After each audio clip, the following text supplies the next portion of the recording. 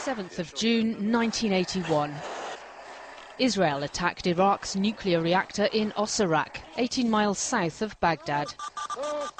Israel claimed the preemptive strike was necessary to protect itself. At first we flew something like 200... Ziv Raz was the lead pilot of that operation. We knew that this reactor is not for energy, it's not for research. It's for making the materials for the bomb, for the nuclear bomb. Here you can see the target, the dome. Showing me footage shot from the cockpit during the attack, Raz says Iran's nuclear ambitions cannot be stopped in the same way Iraq's were. Its facilities are too spread out, all deep underground. I don't think it's a challenge for air power.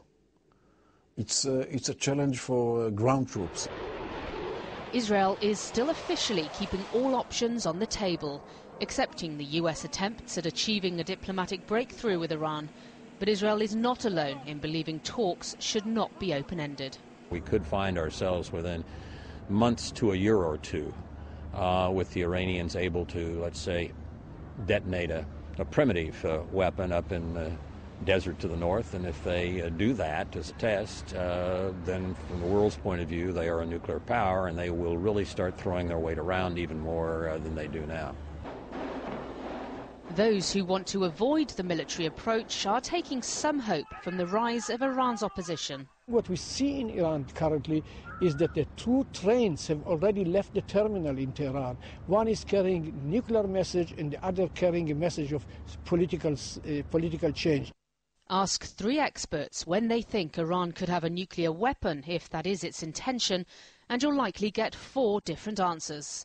But few think the point of no return has been reached. I've seen no evidence and heard of no evidence that Iran has crossed any nuclear threshold. They obviously have thousands of centrifuges that are spinning.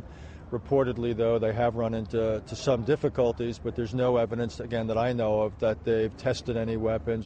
Iran still insists its nuclear ambitions are peaceful, but the longer talks go nowhere, the shorter the odds could become on Israel seriously considering a preemptive strike, as it did in Iraq 28 years ago. Paula Hancocks, CNN, Jerusalem.